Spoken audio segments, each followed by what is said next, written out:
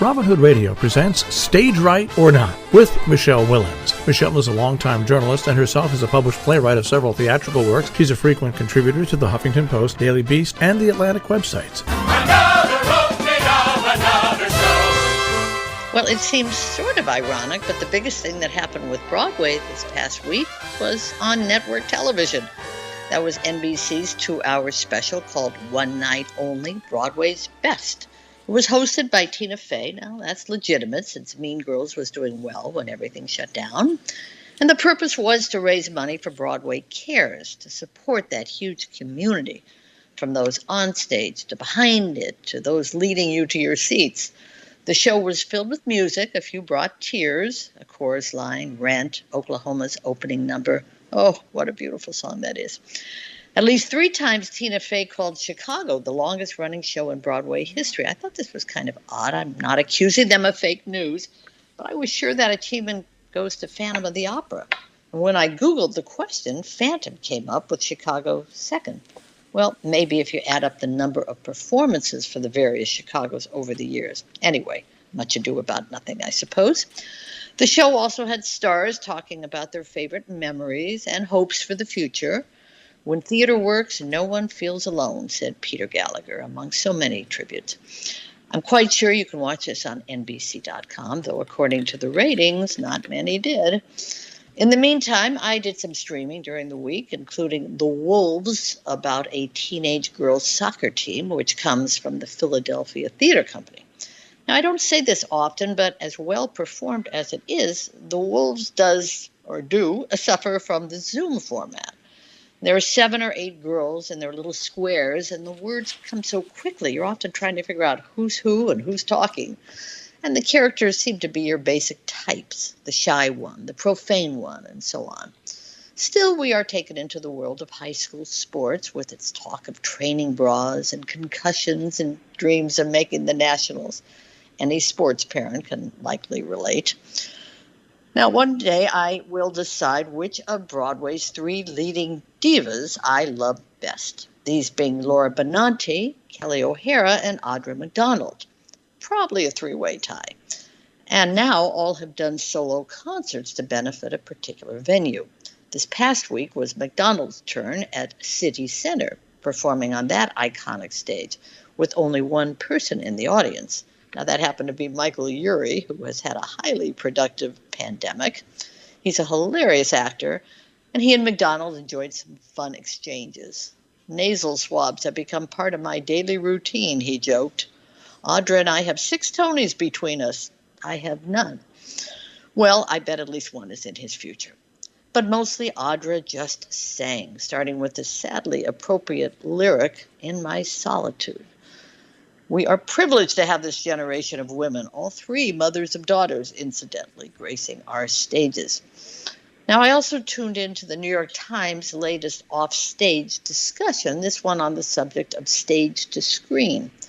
The highlight was listening to the great Viola Davis discuss her role as the lead in Ma Rainey's Black Bottom from Netflix.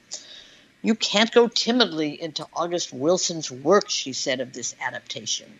Of her character, Davis adds, "Ma Rainey went to orgies on Thursday and church on Friday."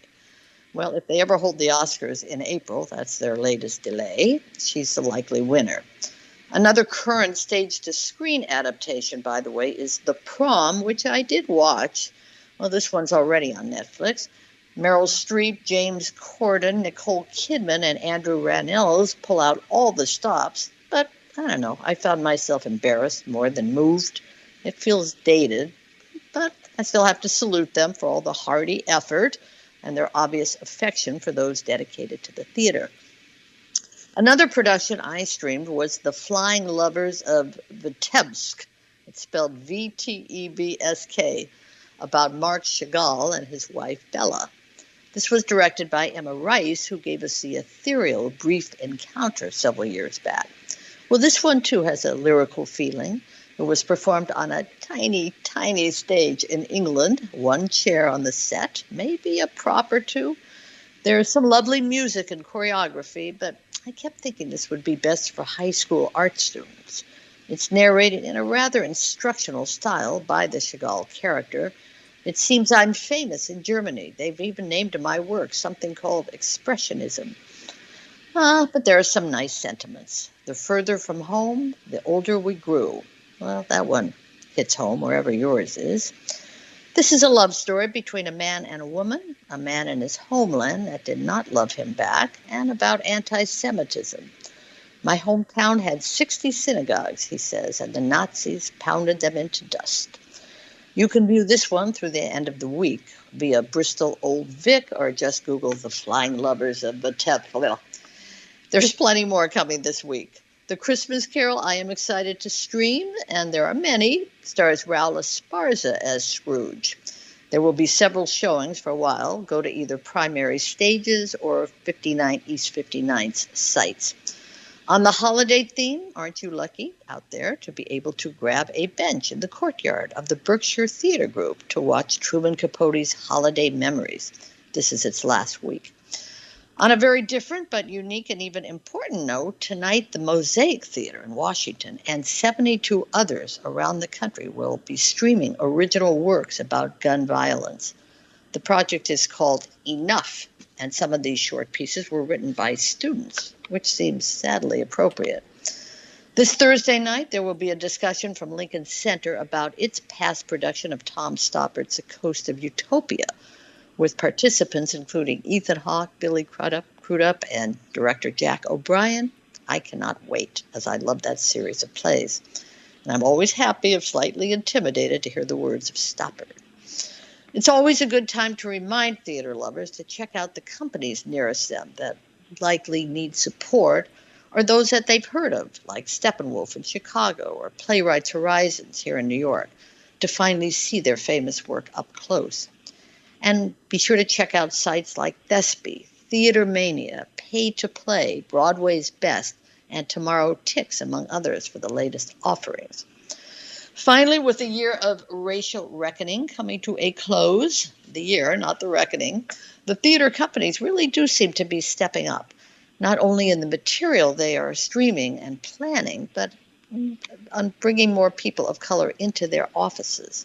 Just in the last few weeks, Manhattan Theater Club named writer, director, actor Ruben Santiago Hudson artistic advisor, and Roundabout has named director Kenny Leon for a similar spot. So it seems that, as Santiago Hudson told me recently, this time the movement feels real and visceral. So, Jill, as we head toward Christmas, that may be a gift to many who have, waited a long time for it. Ho, ho, ho. I have a question. You mentioned earlier when you were talking about the NBC that not many people streamed it on NBC.com? Not streaming it. They didn't watch it on NBC, the network. Okay. It was on the network, but the ratings were very poor. On the other hand, they were opposite football.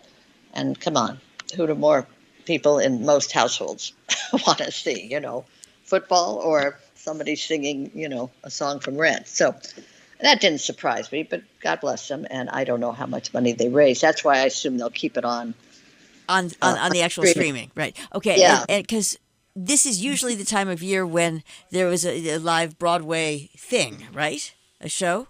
Yes, NBC does. Well, I don't know if that's been Christmas time. They've usually done them in the spring. But yes, NBC gets a lot of credit. Fox started doing them too a couple of years back when they would choose a musical, Hairspray, or what was the last one?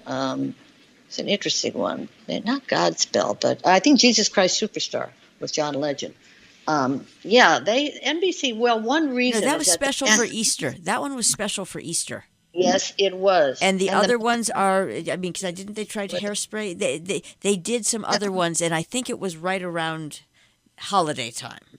Which made sense. The man who used to run NBC Entertainment, Robert Greenblatt, who's not there anymore, was a huge Broadway fan and investor in plays.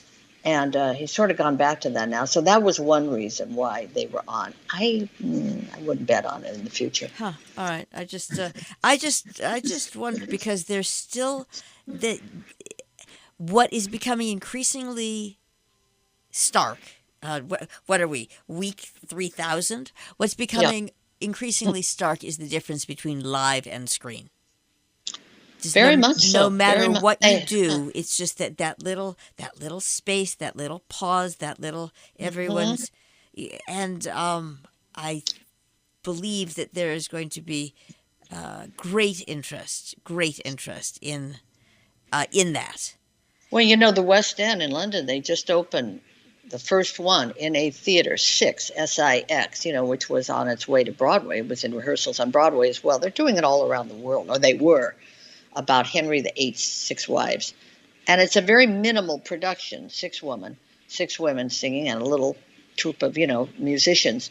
And they just opened a few days ago in London, and people went to the theater, in masks and 6 feet apart and all that. So we'll see how long that stays up. They don't know. They're saying any day, because London is becoming a little bit like America at this point, where they're starting to lock up again. So, but they are trying. And there were people who were standing in line and said, hey, we want to support them, and, we feel safe, and we feel the theater is safe. So, well, I mean, a lot of people, in all fairness, a lot of people have survived. Yeah, of course. More than that haven't. But yeah, so anyway, no, there does seem to be a hunger, among certain people to get it back. And there certainly is among the community itself. They all say, hey, this is wonderful. I'm happy to be doing this. But it's nothing like saying the word, working with the audience. And the audience, they all say, is the other part of the cast. Absolutely. You're responding. Yeah.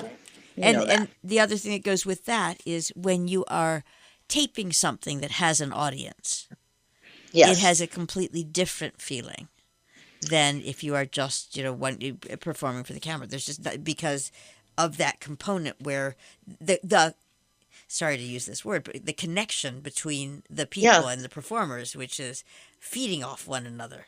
That's actually true. When I saw the Chagall show the other night, I was going to mention this, but I kept thinking, am I hearing something? And there would be applause after certain numbers, not loud applause. And I thought, well, maybe this was recorded in front of a small audience, because you could hear something that could have just been the sound crew, trying to do it to make it feel live. They're doing that with the football games now, that you hear all the sound, but there's nobody in the arenas or the stadiums. Although I was delighted to see a college football game. We are almost out of time. I was delighted to see actual people at a college football game. I think it was Florida LSU. I was shocked. It was great. It was like, my God, they're real humans.